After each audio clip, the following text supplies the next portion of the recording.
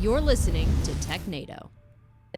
Welcome to another episode of Technado. Thanks so much for joining us this week. Quick reminder before we jump in that Technado is sponsored by ACI Learning, the folks behind IT Pro. If you haven't already, you can use that discount code Technado30 for 30% off your membership. I am branded right now. I am sponsor branded. Yeah. It's very cold in here, and this is my jacket that I keep in the office. So ACI Learning, don't forget the name.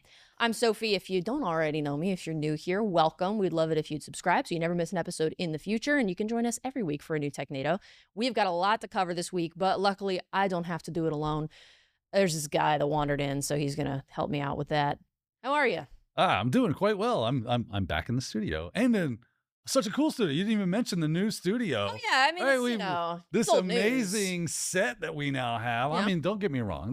The other set was very charming. It had a lot of cool stuff going on in there. But as things go, well, it's time to mature. It's time to evolve. Like a beautiful butterfly. Yeah, and tell me that they didn't do a great job. They really, I love it. This is super cool. I love the lighting's also a lot more flattering, which is like a secondary, it doesn't really, it's not the most important thing, but it is Listen, nice. there's no fixing this. I'm sorry. Well, you are sans sling. In the last couple of weeks, you've been remote in your sling, letting your arm heal. And so I know it's still a work in progress, but glad to have you back. Yeah, I'm glad to be back. Thanks for having me. Yeah, well, it's just not the same, without you here. So we're happy to have you here. We do have, like I said, quite a bit that we're going to get into this week. We've got breaches galore. We've got a rock band that set up a hacking-themed website. Sounds weird, right? But we'll get into that. Before we do, though, we have some breaking news that we talked about this morning. So, hey, breaking news! Let's take a look at it. That's so cool, man. Isn't it now? It's so cool. This is the coolest studio in the whole entire world. Like a PowerPoint effect, but better.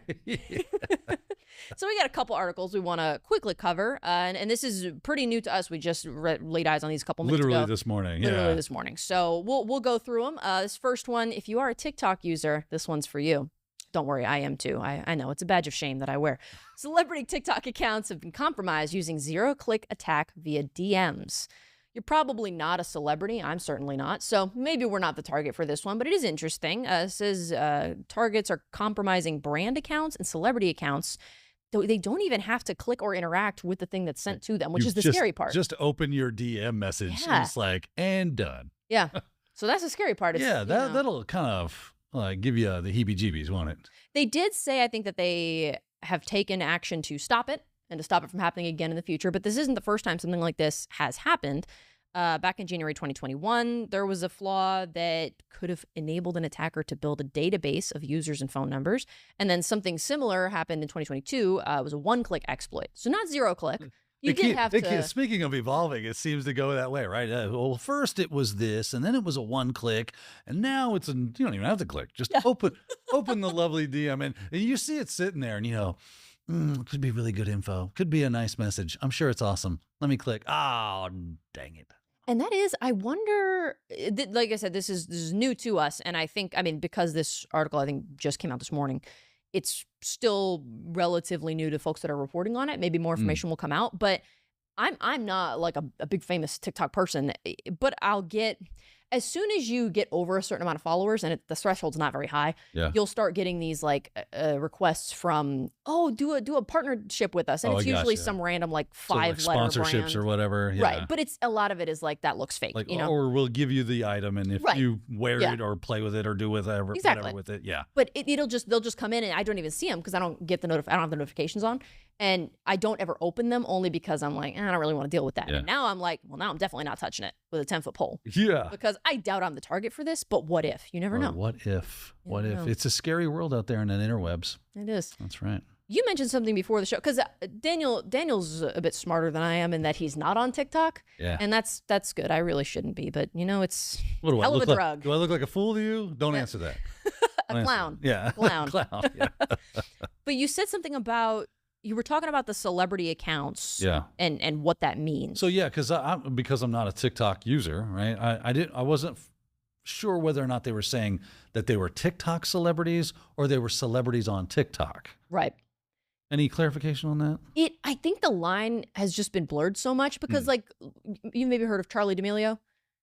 Okay. Oh, maybe I have. She did the renegade dance. We're gonna get so many hate comments for this. Nope. It's gonna be like, don't talk about that crap. I do not know this. She was she's probably 18 or 19 now, but when she got famous, she was a teenager, And she was TikTok famous. That was the term. You're TikTok famous. You're famous on TikTok, but outside of it, nobody knows who you are. But now her family's got like their own TV show on Hulu. Like she's at award shows, and like she gets invited to galas and stuff. It became the springboard for her to become actually famous. So now she's just like, she's got brand deals. I think she was dating Travis Barker's son for a while. Like she's enmeshed in that culture. They're like friends with the Kardashians and stuff. Okay. So now they're just like your daily pop culture fix right here. There you go. This is the one thing that I can that she can contribute to. Yeah. I'm not helping my image here at all. But point being, it's kind of, there are some people that are still, if you're not on TikTok, you don't know who they are. But some of them, like, I've got family members that are not active on TikTok, but they know who she is because they see her, and she's just in media now. So it could go either way. It could be celebrity accounts like Sabrina Carpenter's a popular singer. She's on TikTok. If her account got compromised, yikes. That'd be a big deal. She's got a big following. But she's famous for other stuff. She's an actor. She's a singer. Gotcha. And then you've got the Charlie D'Amelios of the world that are famous for something. What exactly? We'll find out in the future. Okay. So yeah, it'll be interesting to see what more comes out on this. The zero-click part, though, is absolutely pretty scary. I would love to. I can't wait to see the autopsy of that. How that works. Yeah. Like, how are they getting zero-click exploitability out of TikTok? So I really look forward to following this down the rabbit hole. And this is not the only piece of breaking news that we have. In other controversial social media app news, 361 million stolen accounts leaked on Telegram added to HIBP, which I didn't know what that was at first. It's Have I Been Pwned. I'm just not used to seeing it abbreviated like that. I was like, what organization is that? Have I Been Pwned? So 361 million, that's no small potatoes. That's a lot. That is a lot. And these are new to Have I Been Pwned. So Have I Been Pwned, if you're not familiar with that, it's a lovely service that you can go to the Have I Been Pwned website and check your email account to see, has that been a part of any known breaches? So Have I Been Pwned, what they do is they kind of collates all the known breach data that they can find from the dark web and other sources, and they put it in one spot so that you can use them as a service to say, hey, cool, let me check my email. Has that been, if it has been a part of any breaches, what breaches were they a part of? And they give you all this cool information on what goes along with that. Not only that, but you can check passwords. So if I want to put my password in there, I know that seems kind of sketchy, right? Because you're putting your password into a website. Yeah. Right? That seems a little weird. So there's a buyer beware, right? Use with caution. Your mileage may vary. That kind of stuff. Check the warranty for more details. Yeah. But you put your password in and say, is this a part of any known breaches? Is this a known password?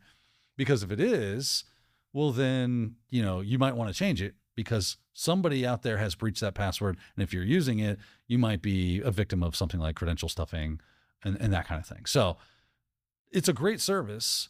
They now just increased their tally of emails, usernames, and passwords by 361 million new things. Yeah. And I think that's crazy. That is crazy. That's pretty wild. When I read this, my reading comprehension's not great. It's early for us, but I read this and skipped over some words. So it's just now registering. This stuff was leaked on it's not like it's Telegram login information. This is stuff that there are like cybercrime channels on Telegram where this stuff circulates. Correct. And I guess any place where there's a forum or anything because like you can make a channel. Anybody can make a Telegram channel, and then anybody that wants to have access to it, you can give them access to it. And so it's a great place. And of course, I think they use end-to-end encryption and stuff like that. Telegram is meant to be a secure platform. So it's a great, again, tools can be used for good or evil. Yeah. Yeah. It seems like the bad guys have found a sufficient use for Telegram. And I guess even the article that we're pulling here is from Bleeping Computer, and they talk about towards the bottom of this article that they were also affected. They basically said no site could be unaffected with a data set this large, and that includes us. List of credentials stolen by information stealing malware. Let's see. They did say that they've started the process of like figuring out who's been affected and resetting passwords and such. Username, password, and URL that a member used to log into our forums. So it was the Bleeping Computer forums that there was some information that was affected there. Yeah, they also have some confirmation on some of these things as well. They reached out to some people and tried some of these username and password combinations and were able to. I think there's a screenshot of them logging into like Nike. Yeah. And they can see that they would use one of the emails that they had that was new to Have I Been Pwned. They go to Nike.com because they could see that it was a Nike login. and just put in the email with no password, and it'll say, hey, have you forgot your password? Otherwise, it would have said, there's no such account. And this is bad OPSEC on Nike's website account. It should not be informing you of whether or not that's a good password or email address. It should say your email address or password is incorrect. Be very vague. It shouldn't be should not be giving out the fact that, hey, you used a good email, but you didn't use a good password. Did you forget your password? That's not what you do. You can hit that change password link or forgot password link. It should be both of those things. Like, hey, one of those things did not work. I'm not going to tell you which one it was. Oh. So if you think you are using the correct email address, then hit the forgot password link, because you know whether or not you used the right email address, because you can see it. You typed it in. You can retype it in and retype in your password. And if you know you did it correctly and it still doesn't work, it's obviously a password issue. Right. So reset your password. I, as the end user, know these things. The site doesn't need to be telling me you have the right email, but you used the wrong password. Well, now I have one of the two things I need to log in. Right. Because if you're just guessing, if you're just throwing stuff at the wall, seeing what sticks, now you know, okay, well, I'm halfway there. Right. You just decreased that by 50% for me. Yeah. Right. Yeah, and now I could probably write a script in Python or whatever to verify all these usernames or email addresses for the site. Right. There you go. That's a good point. Because as an end user, like when I was a kid and, you're on Webkins and stuff. Yeah. Sometimes I get annoyed because I had like an email address that I've had since I was young. So I could log into Barbie.com and play games because you had to have an email address at 7 years old. No need for that. But then eventually I had a different email address that I used. And sometimes I'd be like, crap, I can't remember which email I used. So I'd put it in and it would be like, well, it might be your email or your password just for, any given site. And I would get kind of irritated because I'm like, well, maybe I added a number to the end of this password or maybe I didn't. And maybe it's a different email. I would get a little irritated. Like, why can't you just tell me? But from a security perspective, it absolutely makes sense. Yep, it's a security thing. Okay. I thought they were just trying to make my life harder. Well, it's a me problem. They're trying to make your life harder. They're trying to make, threat actors' life harder. Well, the two are not necessarily mutually exclusive. You never know. Yeah, you don't know what my future holds. Right. I'm kidding. That was a joke. I'd like to keep my job. Your Honor, I'd like to submit Exhibit A. He will turn on me in 2 seconds. That's right. Like he will testify absolutely. Pigeon. Oh, she's a horrible person, Judge. Yeah, I saw her kick puppies. Whoa, there's a line. It was kittens. That's true. Yeah. Cats are a totally different story. But those are the things we saw this morning that, we didn't quite have enough information to really go. And we didn't see them until literally about an hour ago. Right. But, we want to stay on top of things. Seems pretty relevant. Figured we would jump into it. That's right. But we do have some fun stuff this week. A couple of these articles are things maybe you've heard about, but this next one might be a little bit off your radar. A rock band's hidden hacking-themed website got hacked. So the theme was hacking, but this was not in their plans. So if you are a fan of certain genres of music, this band is Bring Me the Horizon. Are we going to victim shame these people? Is that yeah. Well, I mean, you said hack the site. You wanted to get hacked. Yeah, you set it up to. You kind of asked for it. Yeah. But it was supposed to be kind of a fun little thing. The way they set this up, I thought was pretty neat. So I do listen to some of Bring Me the Horizon stuff. I'm a casual enjoyer, but I kind of missed the boat on this one. So somebody was listening to their new album, and one of the last tracks had some kind of a weird sound at the end. And when he put it into, I think, a spectrogram, or he put it into an audio editing app, and there was a spectrogram. Audacity, I think, right? Yeah, was it? I think you're right, Audacity. And it was a QR code, a scannable QR code. So this guy got excited. Posted on the Bring Me the Horizon subreddit, hey, look at this. And when you scan it, it takes you to a hidden website protected by a passcode. So their album and their website is basically a CTF. Yeah, I guess. Yeah. They probably, I guess, wouldn't call it that, but that's ultimately what it boils down. You find a clue, you follow the clue, you go to the next clue, you follow that clue, and then there's like a prize at the end. Yeah, and then even once a flag. A flag, if you will. Yeah, if you will. Even once you get into the website and you use the number that's hidden on the album art to log in, there's more stuff within the websites. They call it an alternate reality game, and I guess bands have done this before, so that's not like a new thing. But somebody got a little carried away, or maybe more than one person. Yeah. They were playing along with the website and doing the little games that they had set up. And somebody took it a little too far and did some actual hacking on the hacking-themed website. Ruh-roh. They ended up having to take the website down. They weren't super specific with what went wrong, but somebody got access to something they weren't supposed to.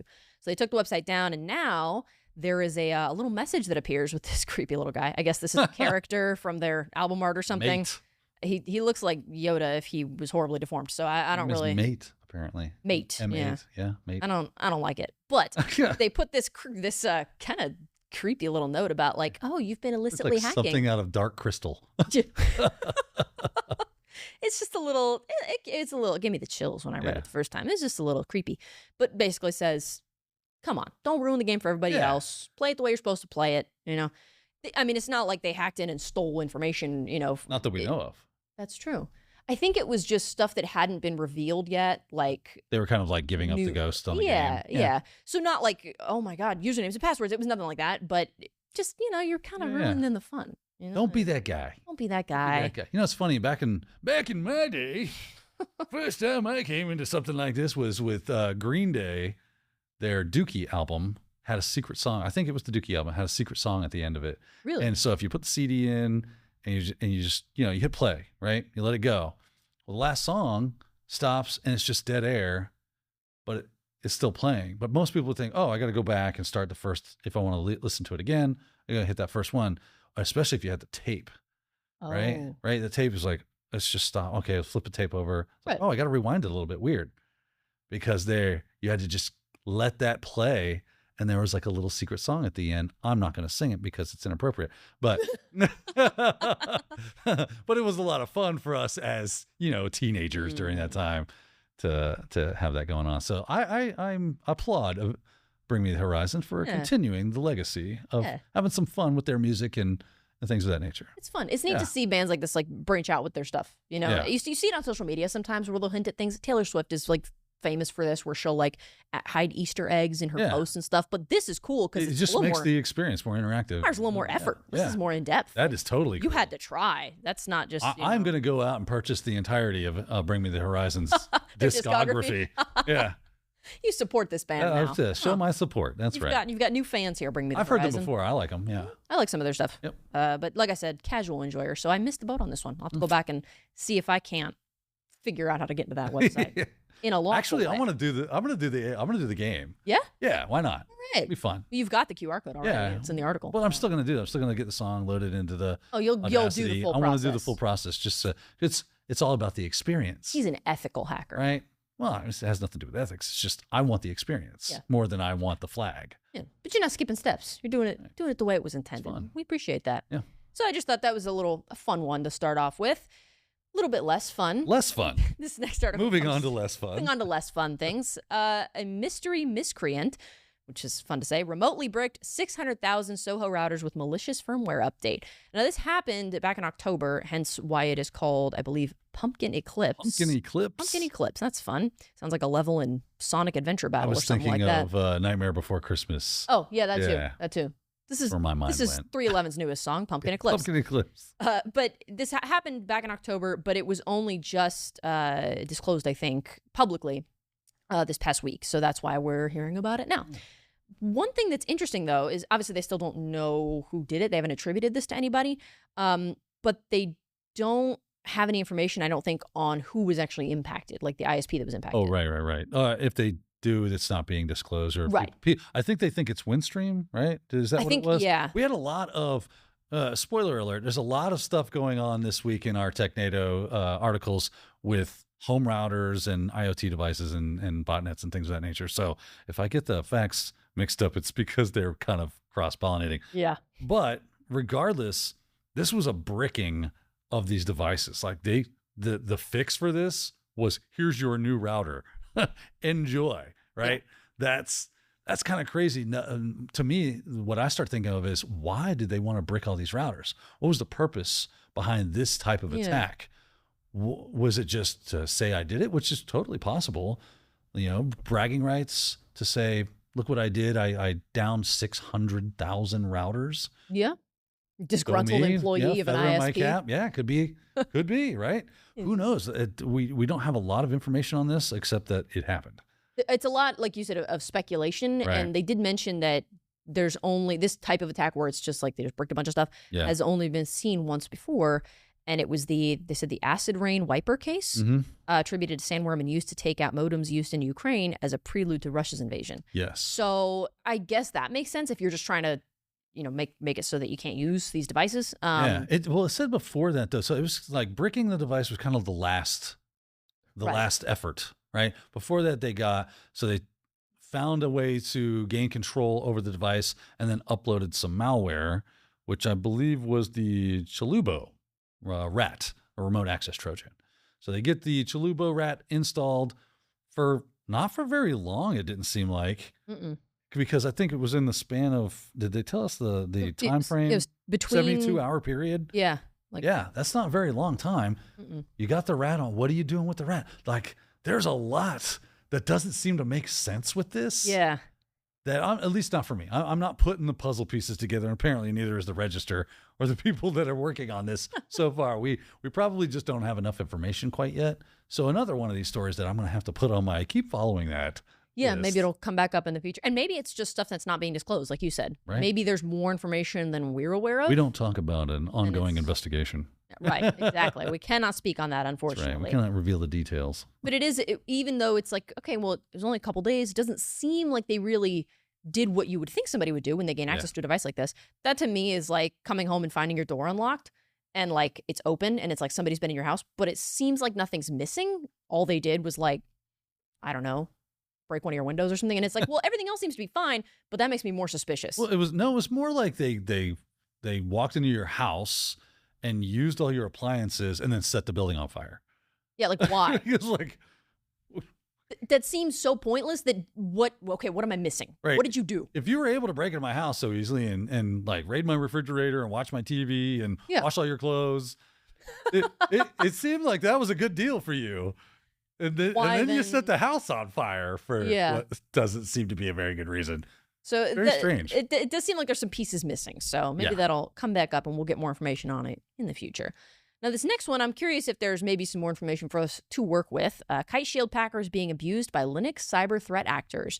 The thing that I was kind of stuck on reading through this is I understand that this Kiteshield is basically being used to help malware evade detection, right? That's correct, yes. Does Kiteshield have a legitimate use? Yes. Okay. Like what is it usually used most for? of the Packers are so if you're a programmer, you're developing an application, right? That could be in the order of a lot of lines of code, especially when you compile that code, if it's a compiled application, which is where Packers come into play.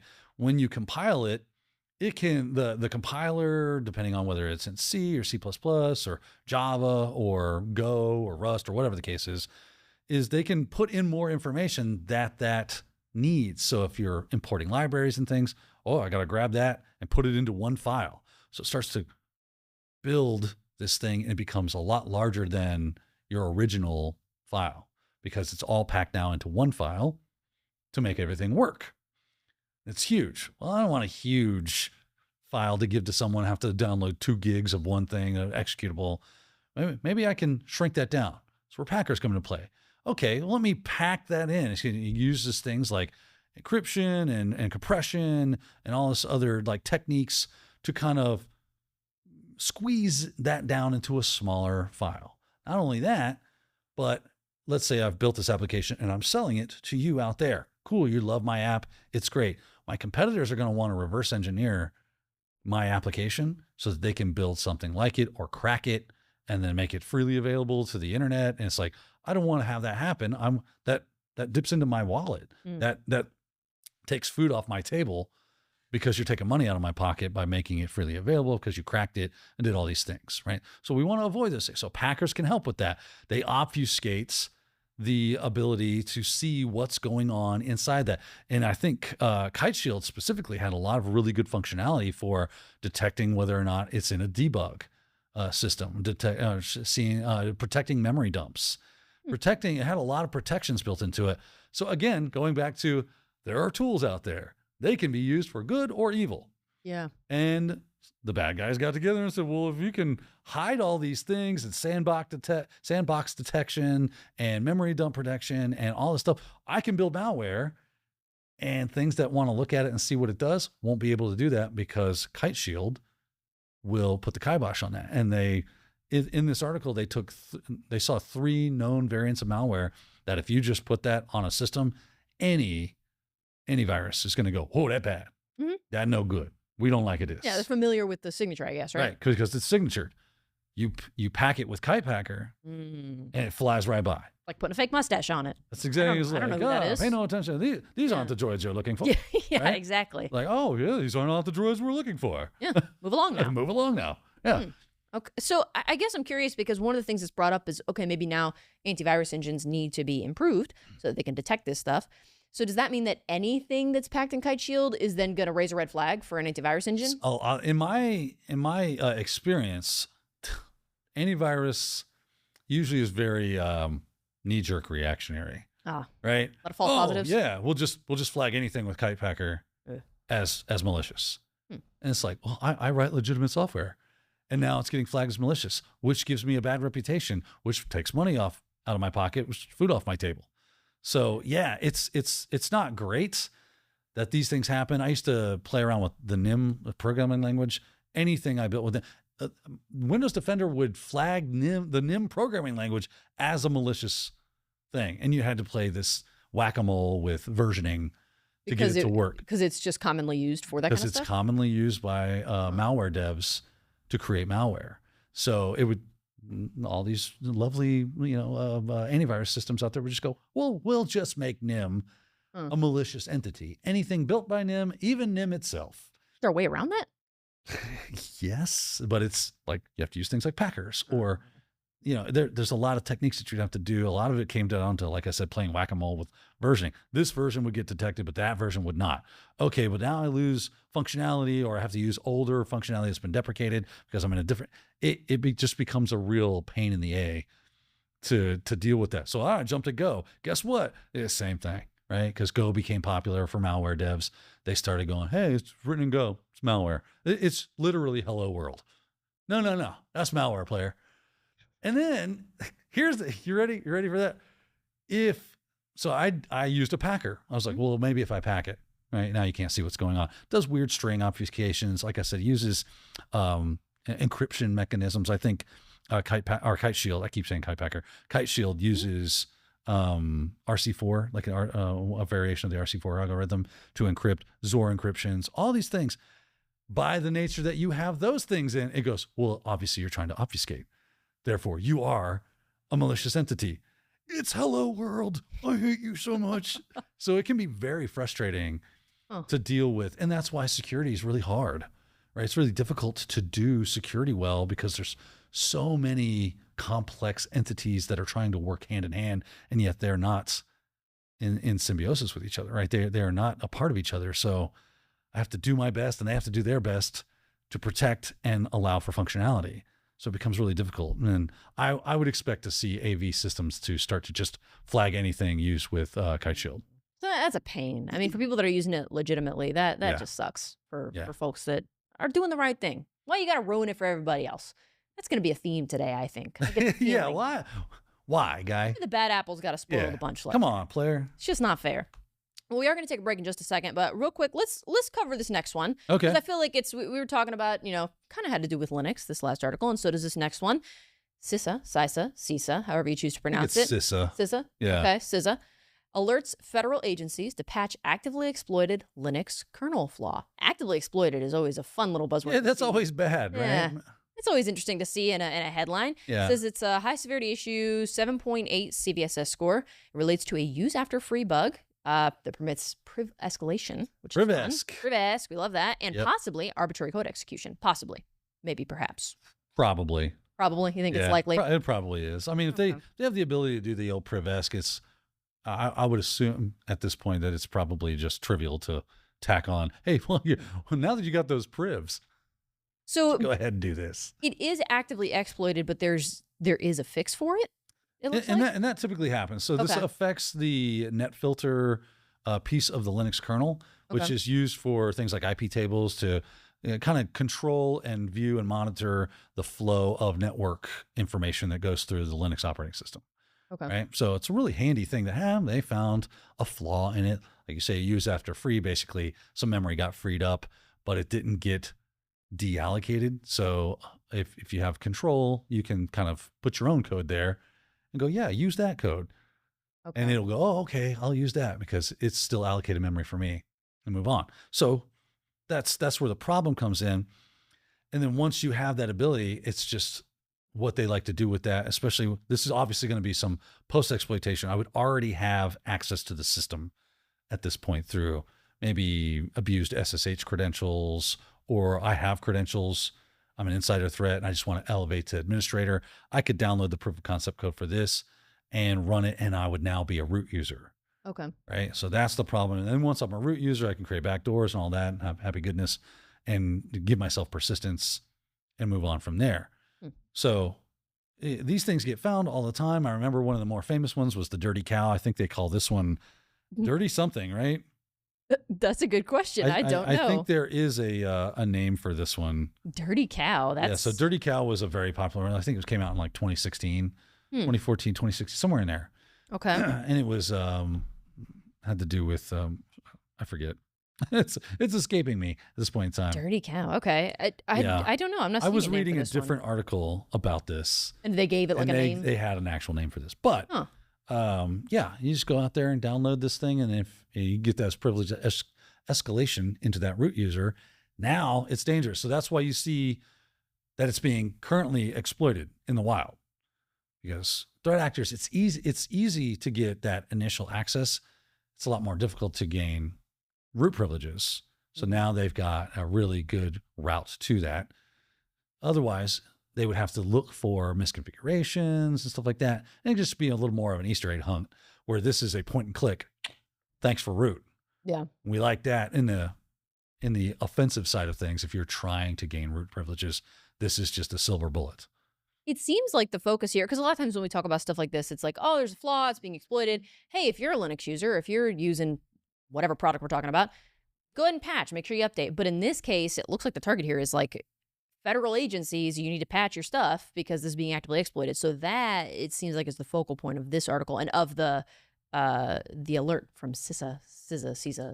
Yeah, I'm really happy with the CISA program, and they do a really good job of putting out good information and staying on top of things. So it should be a part. If you're a cybersecurity professional, it should be a part of your kind of your feed. Oh, okay. Your CTI, threat intelligence. Yeah, let me just go subscribe to their email list. Yeah. Let me just go and make sure I'm getting There's probably an RSS or feed or something like that. Oh, okay. Yeah. Well, I'll have to work on that. Yep. But I thought it was interesting. That's the federal agencies are, it seems like, the main concern here. Make sure you patch your stuff, because that, I guess, has bigger implications. If there's a federal agency of some kind that's affected by it, that's going to be worse than if Billy down the street has a problem with it. Not that we don't love Billy down the street. Yeah. But honestly, like, anybody, I mean, it told you which Linux kernels were affected, right? It was 5 point something to 6 something.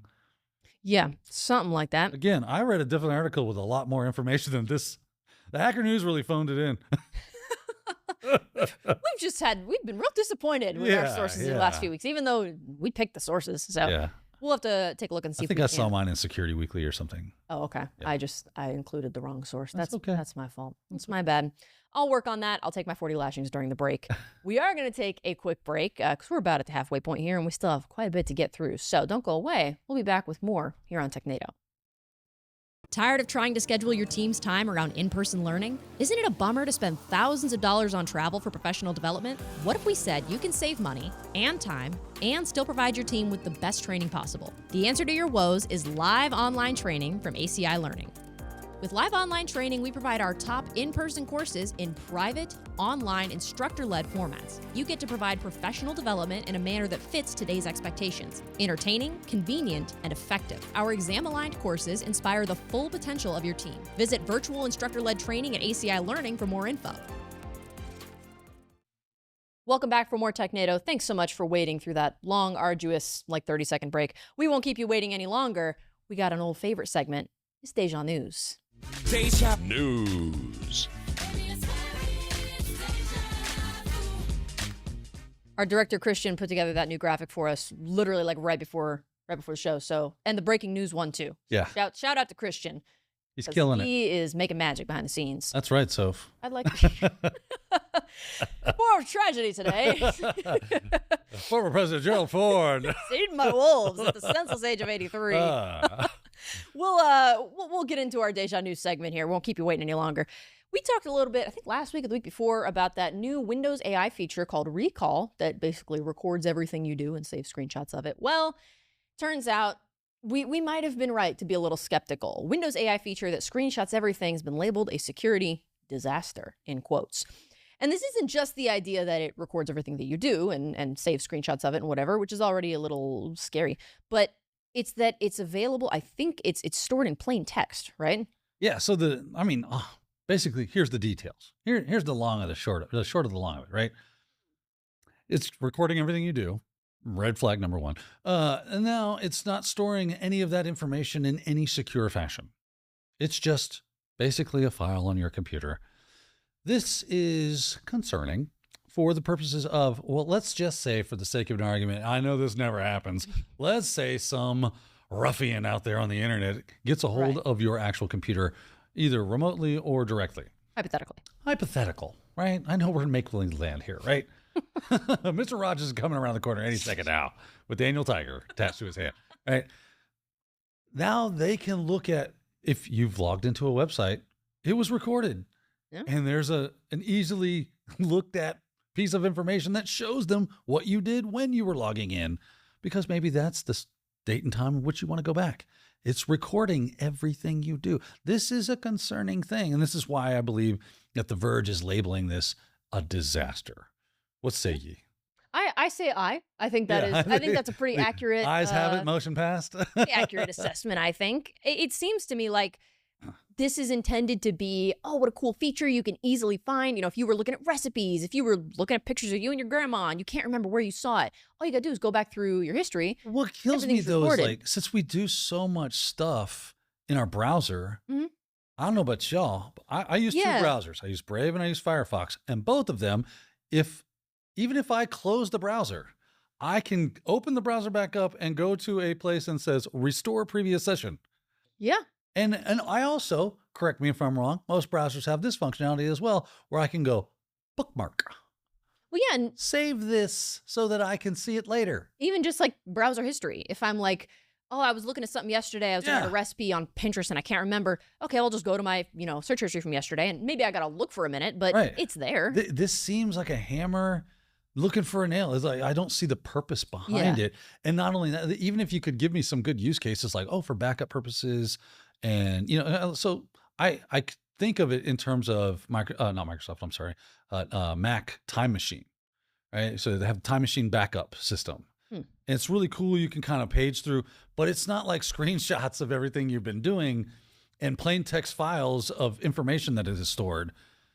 So it's more of a traditional backup solution, and it does a really good job of it. That's one of the things that I applaud Apple on in their development. They made a really good backup system. It's easy to use and it works really well. You plug the drive in anytime you log into the device or it's connected to the drive. It is constantly taking basically little backups. So anytime you want to go back, you can just open Time Machine, scroll back, go, this is where I want to go back to, and it reverts back to that. And it is extremely useful. I want to say Windows has a backup feature as well, if I'm not mistaken, right, ladies and gentlemen? It has backup. I don't know if it's to that extent. And I also have things like volume shadow copy, or I don't know if it's still called volume shadow copy anymore, but they have ways to recover deleted files. I really just don't see the need for this. And correct me if I'm wrong, it's AI powered, right? Yes, it is. Of course. Now we're hitching the AI wagon to it as well. What's it doing with all that information? Yeah. Obviously, it has to process it in some way, shape, or form.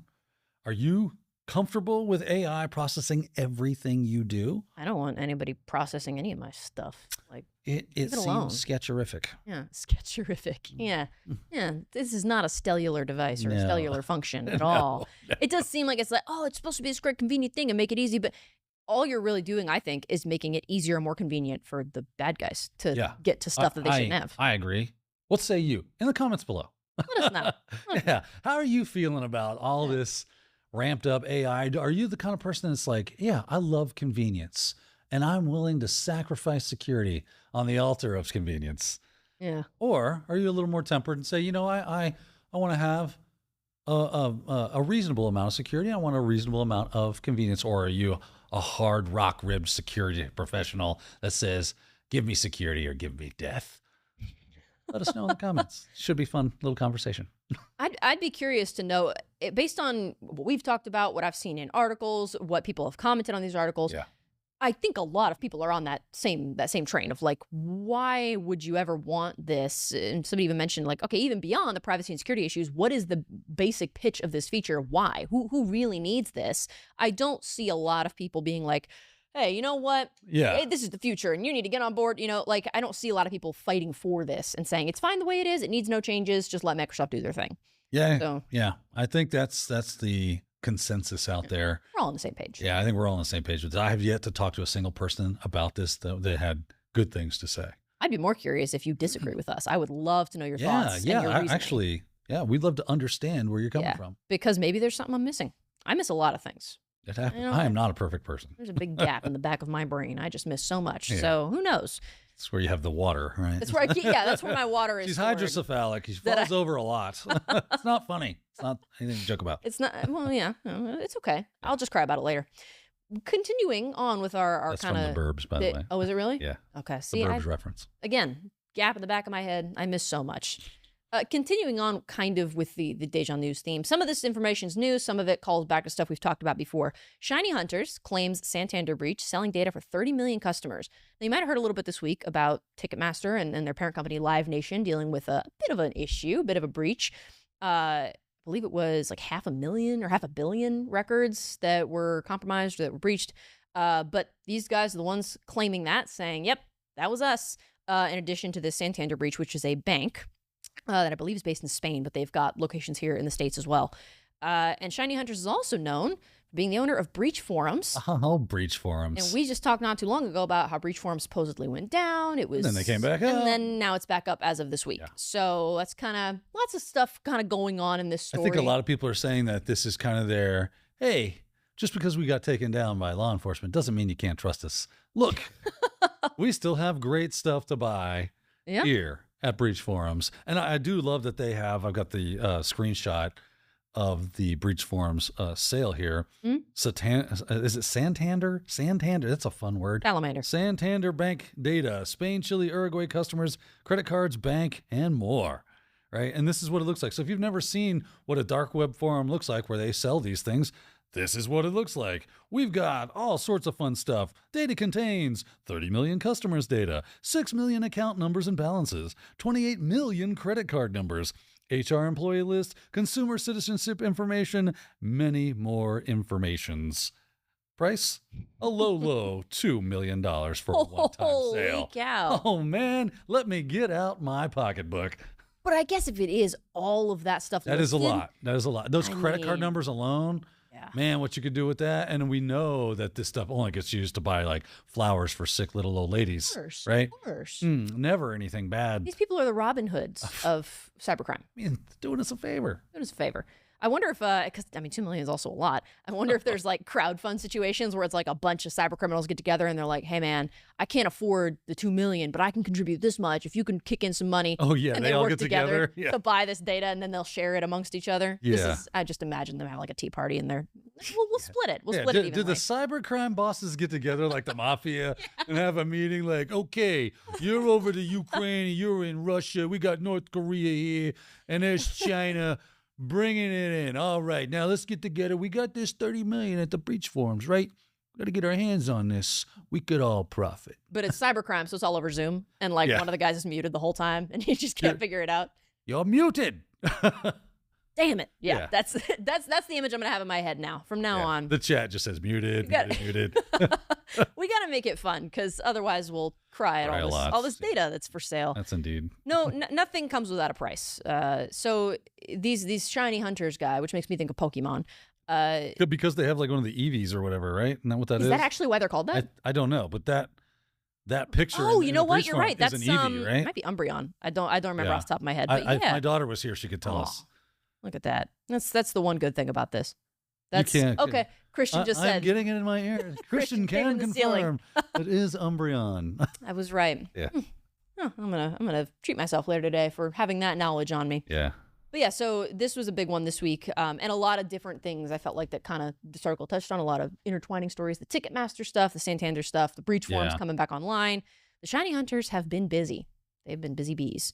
I do love their name though. ShinyHunters. It reminds me of the crab in Moana. Oh, yeah, right? yeah, yeah, yeah. Because he sings the shiny song. He likes shiny stuff. Good song. And all he wanted to do was like gather up shiny things.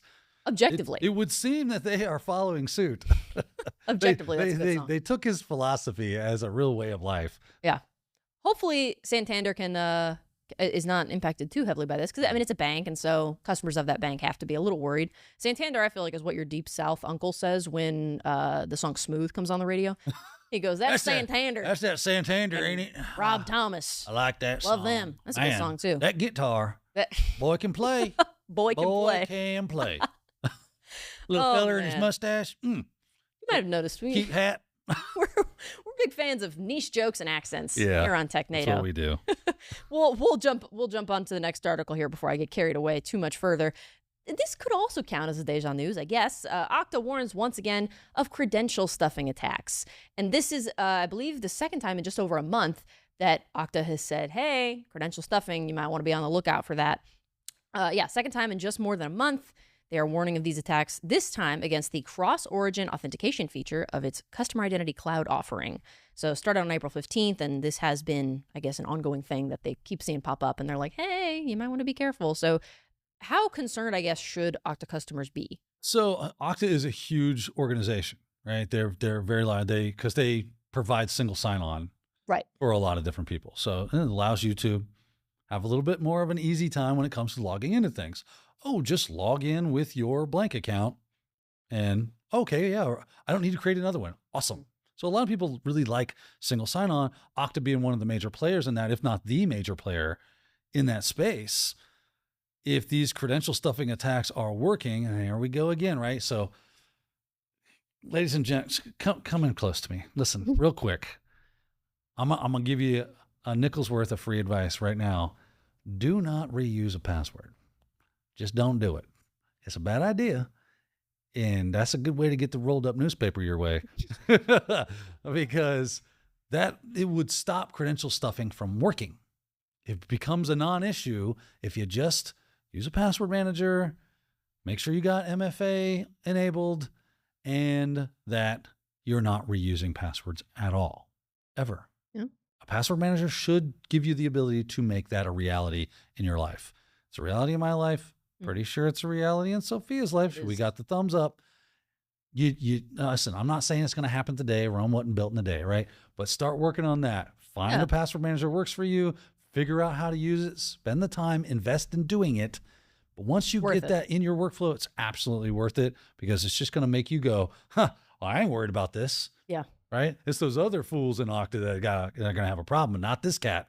And then it makes it a lot easier, I feel like, to change passwords when you do have to. So when you easy. want to, because especially if you're using like the random password generation that comes with a lot of these password managers, you only have to really remember the password that gets you into your vault or whatever. Yep. And as long as you make that pretty complex, but something that you can remember, then you're set. And if you do have to go in and change my email password, I'm a little worried about that. You just randomly generate a new one, save it in your password manager. I feel like I'm an advertisement for password managers right now, but it truly is. I'm trying to get like my friends and family on the train. Yeah, me too. I'm like, this, I promise you, it'll make your life so much easier. You don't have to deal with a little book that's got it, or put them in your notes app on the phone. Like, you don't have to worry about any of that. Easier for you and more secure. It's the one time that security and convenience, I feel like, are on the same side of the scale. I got to be honest with you. I agree totally. They're so convenient. They're so easy. And yet they offer so much more security than you trying to do any of the things that your parents and friends were doing, with writing them down, putting them in a notepad. That's a bad idea. Someone gains access to that system. Now listen, as an ethical hacker, one of the first things I do when I gain access into a system is to start to pilfer the pockets looking for shiny gold, right? Oh, what's this? What's this folder called, 2019 budget? Because people think they're funny. They think that they're crafty, and that I won't look at 2019 budget or my favorite Bible verses. And that's where they store their password list. Okay, I'm going to look at everything. I have scripts and things that automate these things for me. I'm not, and that's what they don't understand. I don't have a concept of those things. So just do the good security thing. We've got it out there. Like Sophia said, just make it a part of it in your life. Yeah. Yeah, you might as well. It takes some time to get it set up sometimes, but once it's done, it saves you so much time in the future. So in this case, if, credential stuffing is going on and you have been reusing passwords, or maybe you've got a weak password or something like that, I guess the way to try to protect yourself against this would be go in and change your password at this point. Yeah, you should totally do that. Change your password, especially if you know you use that password in other places. Yeah. You absolutely should stop right now and go change that password. Pause it. We'll be here when you come back. Yeah. It's recorded, so. Yeah. in slightly, I don't know if I call it happier news, but I guess better news. Big win. Big numbers on the board for the FBI this week. World's largest botnet seized in federal bust. Chinese national arrested. I feel like that headline is a little bit misleading, only in that I see like, oh, they seized this botnet. It was a federal thing, and a Chinese national was arrested. There was no nation-state aspect to this, as far as they can tell. It just was a Chinese dude. He was responsible for this. It was like financial motivation. Yeah. There was no like, oh my God, he's working for the Chinese government. There was nothing like that going on. But the FBI, I guess, led this not crusade, but like this expedition to take this thing Don't you down. love trying to search for words when you're like, not reading off a script? It's not as easy as you might think. All improv, off the dome, folks. So if I say something stupid, I mean, it's still my fault. But but be nicer to give me me a about little it. more grace. Yeah, give me some grace. Give me some mercy. That's right. But this was an international law enforcement operation. So this was teamwork, but I mean, proud to be an American. It was led by we were the FBI. spearheading it. That's hence my Top Gun shirt today. I'm American That's pride. right. That's totally intentional. Yeah, absolutely. Where's the screaming eagle? Yeah, we need it. We need it. We're gonna get a soundboard. It's coming. Don't worry. Christian. Oh, my stupid chair did it again. Can we like put that in? Is that heard in the studio? Like on the actual. If it got picked up, I don't know if Mike's picked it up, but I hope it got picked up. That would be awesome. That was beautiful. Otherwise, we need to edit that in after, because that was wonderful. This is getting back to the topic. This is a multi-million botnet network linked to a lot of large-scale cyber attacks, fraud, child exploitation, harassment, bomb threats, export violations, a whole host of bad things. You said my two most hated words: child exploitation. That's exactly what I was thinking. Like, I hope they burn this guy. As soon as I see that, I'm like, up against the wall. Yeah. Jail immediately. Yeah. Straight to no jail. trial. Straight Electric to jail. chair. In the worst jail we can find. Yes, Yeah. exactly. Like the jail where like there's not really guards and stuff. Self-governed jail. Yeah, like we'll just let the nature of the beast handle this problem. Now, something that's a term that I had not seen before. This guy that they arrested says that he was a St. Kitts and Nevis citizen by investment. What does that mean, citizen by investment? So that must mean, I'm guessing that it means that he's got investments in other countries and therefore he has like some citizen type rights because he has organizations that are in those countries. Oh, there's like whole programs. They provide families with the privilege of acquiring an alternative citizenship, which gives them the right to travel freely to various destinations and settle in another country. Interesting. Huh. Okay. Well, I didn't know that, but apparently this guy was a citizen by investment. So, fun fact about this dude. He was arrested. Or is it mean he's like invested in their country, like personally? Where he loves it. He's invested emotionally. He's got, like, I just love Uruguay. It is my favorort thing, and I would love citizenship. He's got a St. Kitts flag on his laptop. Yeah, I mean, I am representing. I don't know. Maybe we'll find out more about him as things start to come out. But what he was doing, it looks like he was using VPN services like Mask VPN and DoVPN to deliver this malware. And he operated something called a pay-per-install model. So he had like a whole system going. Well, so he actually did this no wonder it's the world's largest botnet, because what did he do? He created a VPN application and provided VPN service. That you could, if you bought and downloaded this thing, or it was free. That was the other thing. He made it free 99. Just go ahead and download and enjoy. Get that VPN going. You got to be safe, player. Right? So there's the guys. Unfortunately, within that application to get your VPN access also contained malware. So it by nature is then malware itself. So you install that, and not only do you connect to that VPN and allows you to tunnel out, but guess what? That traffic goes the other way too. So now you're a part of his network, and now he can gain access to your device through his own VPN system and remotely control it, do the command and control thing, and basically make you a zombie in his botnet doing all the lovely things he wants it to do. And he's probably, stealing money. Oh, yeah. Obviously, maybe renting it out as a service as well. There's lots of different fun things you could be doing. I say fun, I mean horrible. Yeah.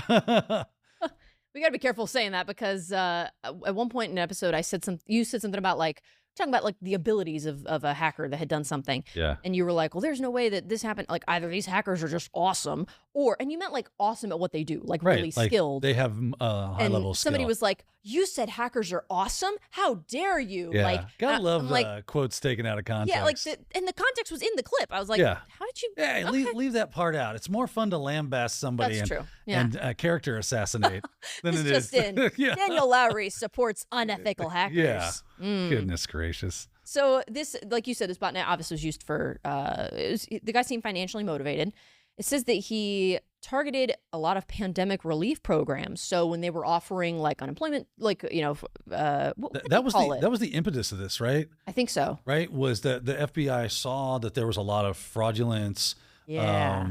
Right, the pandemic relief. What there is a word for it. You're right. It's not unemployment. It's something else. There was relief checks that people were getting due to unemployment. Pandemic relief programs. Okay, it says several of the 911 S5 customers allegedly targeted many pandemic relief programs, according to the court documents. They used the IP address purchased from the 911 S5 to conceal their true originating locations. So that was that. And then one such offense includes filing 560,000 fraudulent unemployment insurance claims during the pandemic. What the heck? You wonder why the system doesn't work. Oh, whoa. This resulted in the confirmed fraudulent loss exceeding $5.9 billion. With a B. With a B, right? I got to take a second. I just got to... Anywho. And that was just part of what, there were other, I think, charges. Yeah, that was just one of the things they did. But that was kind of the trail of breadcrumbs that led them to 9/11 S5 here, and said, "Oh, well, what's going on with this?" And now they're on them, and they finally have taken this thing down. Thank goodness, because this is probably one of the worst things I've heard of in a while. Yeah, and like I said, I hope they find a brand new prison to put this dude in that is going to be a show of horrors. The FBI says they got a webpage to help potential victims check if their devices were compromised and were part of this, so you can go check that out. We'll include the links for all these stories in the description as well. How are we supposed to have a functioning society when we've got people out there that are willing to hurt their fellow man over some money? Yeah. Right? They say money is the root of all evil, right? Or the love of money? It is the love of money is the root of all kinds of evil. All kinds of evil. Okay. So yeah, I had the gist of it. You were close. I was a little confused, but I got the spirit. The other thing that, to me, maybe I'm off on this and maybe I just don't understand the capabilities of some of these people, says he was managing about 150 dedicated servers worldwide. That, to me, is a lot to manage. And boy had it was a job. I guess if it's your full-time job, maybe. Yeah. But that just makes me wonder, was he the only one involved? Did he have people helping him with this? And he's just kind of taking the fall? That he did, but maybe he was really good at automation and That's a good point. Was he figured out a way to really easily set it and forget it kind of thing, and then just orchestrate from a dashboard that he built. It just depends on his skill level, on his ability to be able to basically control these devices in this botnet. Definitely requires some talent, but why do you gotta use it for bad? I know. That's because he wanted that money. He was all about that chang. That's right. Some people just want to watch the world burn. Yeah. That's the quote. My cocaine. That's too good. I'm never going to get tired of that. I said Michael Caine, not the other thing. Don't get it wrong. You can't strike us for that. As I slyly stare to the camera. Well, we got one more story we wanted to touch on. There are a couple others that I might mention here at the end that I just kind of forgot to include. But this one, Cox Auth Bypass bug exposes millions of devices to takeover. I don't blame you if you didn't understand the first half of that sentence. It took me a second to Cox Auth Bypass. That doesn't sound right. Doesn't sound real, but it is. So you're probably familiar with, Cox Cable, Cox Internet, all that stuff. I know you are. Unfortunately. I used to have Cox, but not any longer. Oh, they've brought me to tears many a time. But that's okay. I had a very interesting conversation with one of their customer service representatives. So they tried to triple bill me one time. No. No. Yeah. I'm the kind of person that like I'll just start crying. But I feel like Daniel, if I was trying to pull that on him, it was I'd the be other scared. way around. The person on the other end was doing the crying. I was like, these are some shady business practices you got going on here. Yeah. Well, if that's the case, it seems like maybe Cox is getting their just desserts here, or their comeuppance, if you will. They have fixed the flaw. No, that's a tu quoque argument. You know, two wrongs don't make a right. That's true. Right? It's true. So they do not deserve to be attacked. Of course not. Of course not. Just putting it out there. I know that's not what you meant. Right. But it could have been construed that way. That's true. Don't put that in a YouTube short. Somebody will comment and get mad at me. That's right. They have fixed. This was an API authorization bypass flaw. Cox has fixed the flaw since they've been able to release a patch or fix for it. Well, that's good. But had this gone unchecked, could have spelled some trouble for Cox customers, right? Mm-hmm. Absolutely. Because authorization bypass, you have authorization. So I want to access something. Okay, are you authorized to access that thing? I have a system in place that checks whether or not that's true. If it is true, you get access. If it's not true, you don't. Simple, right? Problem is that sometimes we don't account for everything or ways in which to access those things. And I think that's what's happening through the API. There were quite a few endpoints in this API or calls that could be made through the API that allowed for no authentication at all or authorization at all. It just did it. Just went, hey, cool. I got the right magic incantation. I don't care that it wasn't authorized. Doesn't matter to me. You said the right thing. I do the right thing. And I think that's, if I'm reading it correctly, that was what was happening with the API. That's why API security is like a very good niche to get into right now, is because everybody's got an API, but not everybody's security testing their APIs. That is just now really starting to get some good momentum. So it's a really good place if you're like an ethical hacker, you're doing some pen testing or whatever, it would be a really good place to kind of silo yourself into being great at API testing, because we need good API testers right now. Yeah, absolutely. Well, and this guy, I think his name's Sam Curry. He's an independent bug researcher. He was the guy that identified this just a couple days ago. On his own stuff, right? Wasn't it? I think so, yeah. He said he found the root of the vulnerability in 700 exposed APIs on Cox's back-end infrastructure. And like you said, if exploited, attackers could have gained access to PII, Wi-Fi passwords, maybe taken over accounts. So good on Sam. With many of these infrastructures giving administrative functionality. Ooh. See, that's a problem. That's a fun buzzword. Yeah. It's an issue. Anytime you have any kind of admin rights or admin functionality, that's always scary. When it's somebody that shouldn't have it, you know. So each of these APIs suffered from the same issues, and as of now, like I said, it's been fixed. So good on this guy for finding it. Yep. And he's doing see, this is the kind of stuff that balances out all the other stories we talk about, like, oh, what, these bad apples got to ruin it. End on a high note. Yeah. This is the kind of person that, like, you know, they're putting balance back in the system. Back in the force. Going and finding these bugs out of the good of their hearts. Maybe he got paid. I don't know. Maybe it was like a bug bounty thing. But independent bug researcher, that tells me this is stuff he does on his own time. So good for him. I just received an email from a G. Lucas, cease and desist. Weird. I thought you were saying like live update. You got like a phishing email. I was like, okay, new segment. Maybe it's just Sam, but Sam is, I guess, a pretty unisex name. So maybe it's a she. Yeah, could be. Maybe it's a they. Anyway, good on them for doing that. But I'm glad to see that it's been fixed, because as a Cox customer.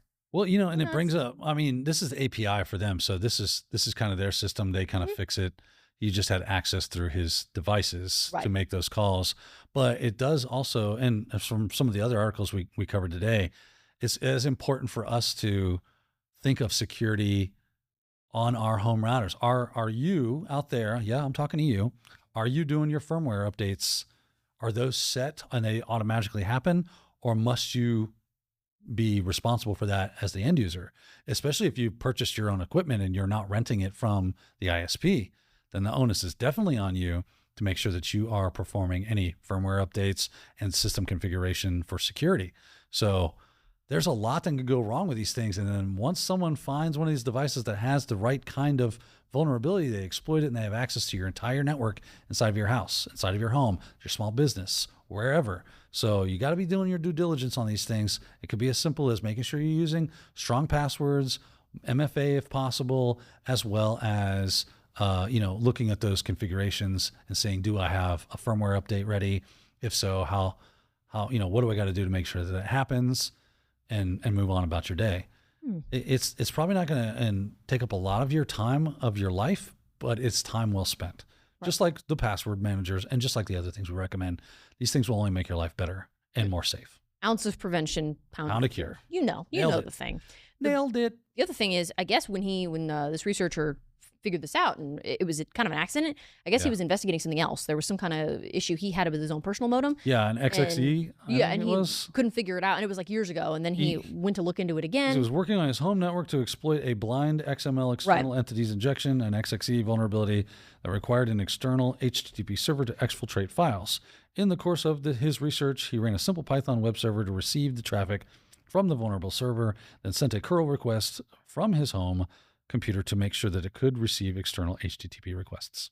So obviously this cat knows his thing or two about a thing or two, and because of his wondrous skills, we are all better off. Yeah, he encountered something weird. He ended up switching his modem out for a different one because he thought he'd been hacked. There was like some traffic that got intercepted. But this issue that he uncovered that Cox then patched, he reported it back in March and they fixed it like a day later. So props to them for getting on that super quick. Absolutely. But it was a totally separate thing. So he did mention, he was like, I still never figured out what caused the initial issue. So even though this issue's fixed and Cox said there was no evidence that it had been exploited, so everything should be good, he was like, I still never figured out what was wrong. So this might not be the end of the story. He might come out with some new stuff. Oh, there's a totally different issue that's Put that in the follow-up list, right? Yes, I'll add it. I'll add it to my list. Well, that was the last one we had on our docket for the day. There was one that we talked about that had to do with the like cracked versions of Microsoft that were being promoted on torrent sites. It's just good OPSEC for us out there. Do not download cracked versions of things. It's illegal. Yes. Right? We do not promote the illegal things. Don't do that. It's bad. Where's my rolled up newspaper? Right. Plus, if you do, you very well may get you just desserts and the fact that it's malware. And that does happen quite a bit. We have reported on that kind of story more than once. So here it is again. If you downloaded a cracked version of Microsoft Office or any other software, Adobe products, or whatever the case may be prepared that you may now be a part of somebody's command and control network. And it could be not fun for you. That was the only other thing I realized that we hadn't put it in the list, and I couldn't remember if I just forgot. Important safety tip. Yeah, important safety tip. Yeah. Just don't download cracked stuff. It just not worth that juice is not worth the squeeze. No. It's in your best interest to, just go about it the right way, right? That's easy for me to say. I'm not looking to buy Microsoft Office, so what do I know? But yeah, you take that risk when you download something like that. So I wanted to mention that before we wrap up here. Was there anything else that came up this week that we didn't cover that seemed like it needed to be? I feel like we covered. We went much the gamut. everything. There was a lot of stuff this week. There was a lot. It started off slow and then it just went crazy. It went nuts. Oh, you know what I forgot to mention? What? And I was going to mention it last week. We got a webinar this week. We do. It's crazy. Time flies. Oh man. We got an all things cybersecurity webinar. Seems like it's been forever since our last one, even though it's only been a month. It's like what, 3 or 4 weeks almost. Yes. Yeah. It's crazy. Time flies. So weird. But we had Jerry on the show last month, Jerry Ozier. Yep. So that was a lot of fun. You can check that out if you missed it. But this Thursday, it's with Jacob Swinsinski of Dark Wolf, I believe, is the company that he's with. So he's new blood on all things cyber. Yeah. And he's closer to my age, I think. I think he's like 25. Yeah, which is kind of neat because we don't see a lot of guests in that age range, I feel like, because there's just not a lot of folks that are super well established in the cybersecurity space that are of that age. Yeah, and he's a super cool guy, has a really cool job. He's an exploit developer for Android systems. Yeah. He basically looks into the Android operating system and Android-based applications and looks for ways to create 0 days. Yeah. And so he's a super smart kid. I was very impressed with him, and we got to talk at B-Sides. There you go. In Tampa. Callback. We met up, he was giving a talk. I was like, this is a great talk. This is really good.